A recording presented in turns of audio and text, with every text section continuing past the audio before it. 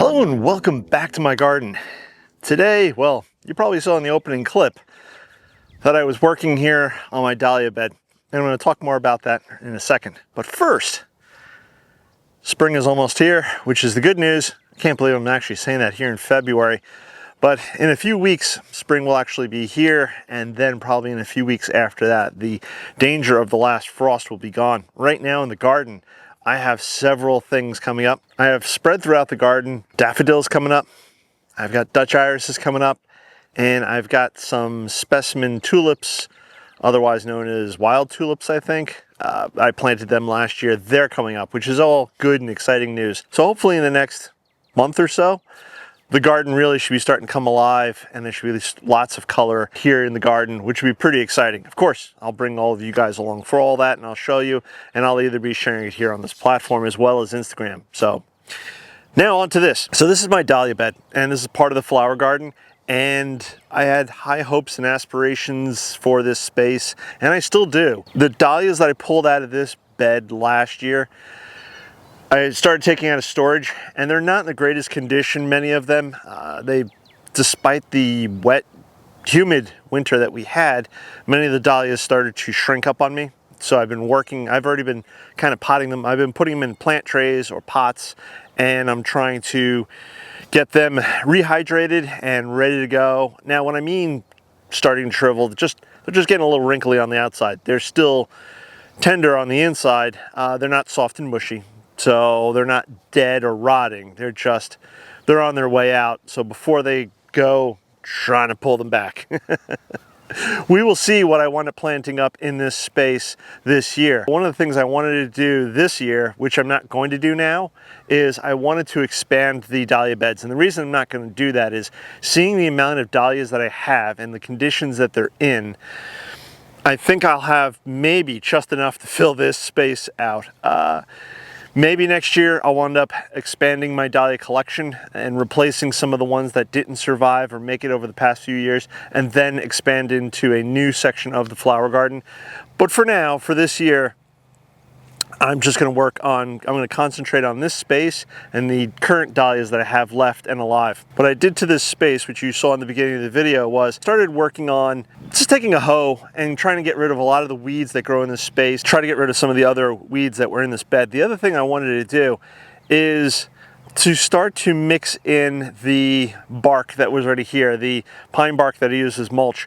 And the main goal for all of this is try to increase the drainage here in this bed, because if we have a wet year like Noah thinks we might, so I'm going to need as much drainage as possible so that the dahlias don't drown. The other thing that I did was I added in a few bags of a local product, which is called Kickin' Chicken, which is a combination of composted cow manure and chicken manure. I added that in for fertilization. I also added in a few bags of store-bought compost. And then the last thing I did was I added in some pea gravel.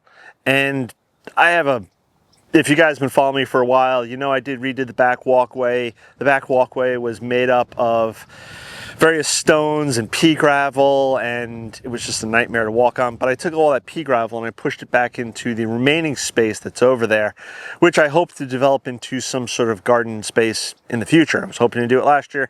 Plants didn't work out quite so well. Don't know if we're going to get to it this year, not holding my breath, but eventually I would like to make that into some sort of more appropriate garden area, but we'll talk about that in the future. I'm getting distracted here. This is important.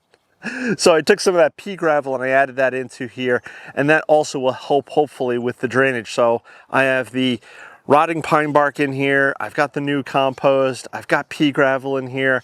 So I'm really hopeful that this space going forward in the future is just going to be a very well draining space. Now, as a side note, this started off as a no dig space.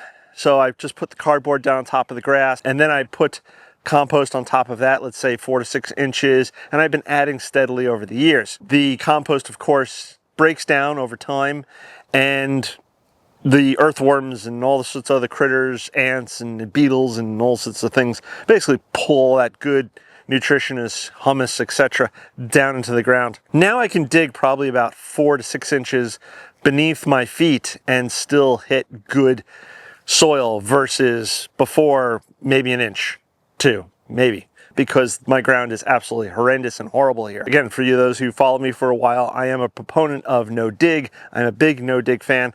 And what I did yesterday was not no dig. It's the opposite. But I kind of felt that I needed to do this to help, again, incorporate some of the